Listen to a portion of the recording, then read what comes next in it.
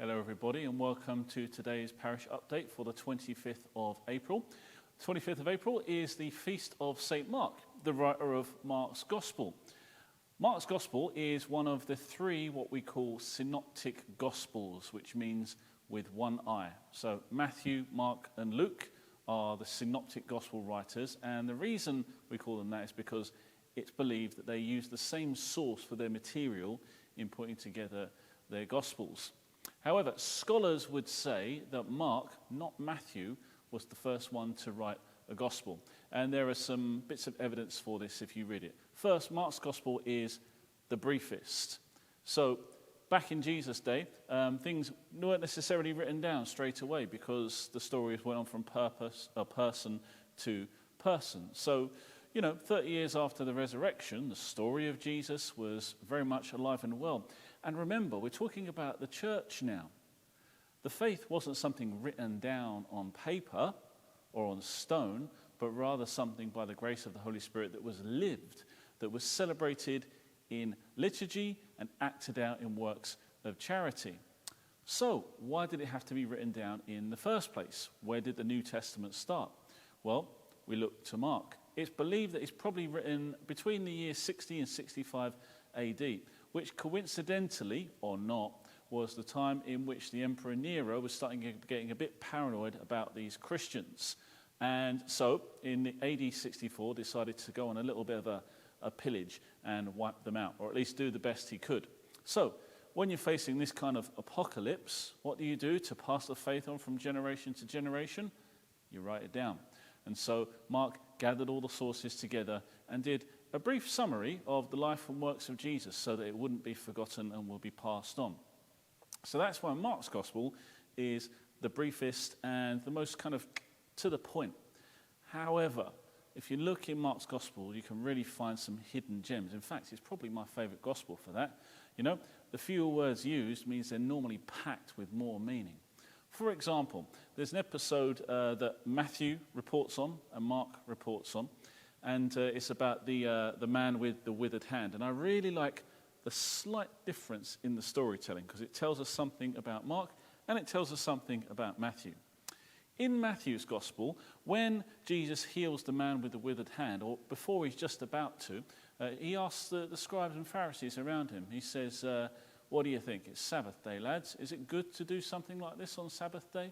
And they all go a bit quiet because they don't want to be seen as the guys breaking the rules, even if it's to do a good thing like this. And so in Matthew's Gospel, Jesus cracks on. He heals the man with the withered hand. But in Mark's Gospel, exactly the same thing is reported, except that when Jesus asks them a question and they go silent, Mark reports that Jesus looked around at them angrily. So he's adding his own little piece to the story, his own little insight into the mind and heart of Jesus. Remember, Matthew was writing for Jewish converts or people from Judaism he was trying to convert. So perhaps it wouldn't have gone so well if he'd have reported that Jesus was angry with the scribes and Pharisees. Maybe they had scribes and Pharisees friends and he didn't want to offend them. Mark had no such concerns. He was just getting to the point. And Mark loves to get to the point. So what I'd encourage you to do in this season where I've already encouraged you to open the Acts of the Apostles, chapter 3 coming soon, folks, don't worry about it. Take the opportunity to listen to the Gospel of Mark. Listen, you say? Well, yeah. Found a YouTube link which has been going around on Facebook today of David Suchet, aka Poirot, reading the Gospel of Mark. Now, I've got David Suchet reading the whole of the Bible stored on my phone. I've listened twice through already. It's excellent. It takes about 2 hours. So why don't you get some earphones on when you're cleaning up or after you've cooked or whatever it is you're doing and just listen carefully to the reading of Mark's Gospel over this next week. Sound like a challenge? Go for it. Okay, now, tomorrow, it's Sunday, so I want to see you back on here at 10 o'clock to join us for Mass. It's going to be wonderful. Our live stream Mass, third Sunday of Easter, still much of the season to go, and still much, even though we might not think it in these times, much to celebrate. And here's a bit of good news for you. Edwin Fawcett is not going to appear just once next month for praise and worship, but twice.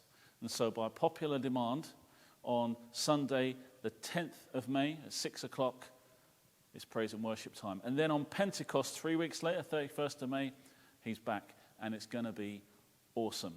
So put those two in your diary as well.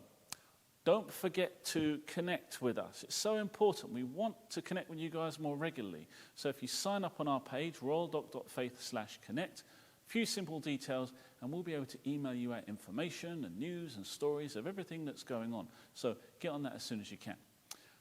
Also, don't forget to give to the cause. Now, we don't have mass, so we don't have a church collection plate.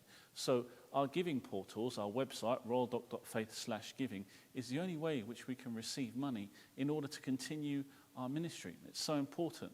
So if you can afford it in these times, please give what you can to the cause so that we can stay up and running in this challenging time. I must say, in addition to that you've been very generous so far. In fact, so generous that, in fact, in some ways, like the money we've been receiving has been even a bit better than the church collection plate. Maybe this is the way to go, but let's keep it up. Let's not get complacent. Let's feed the mission of Jesus Christ. Thirdly, don't forget to subscribe to our YouTube channel.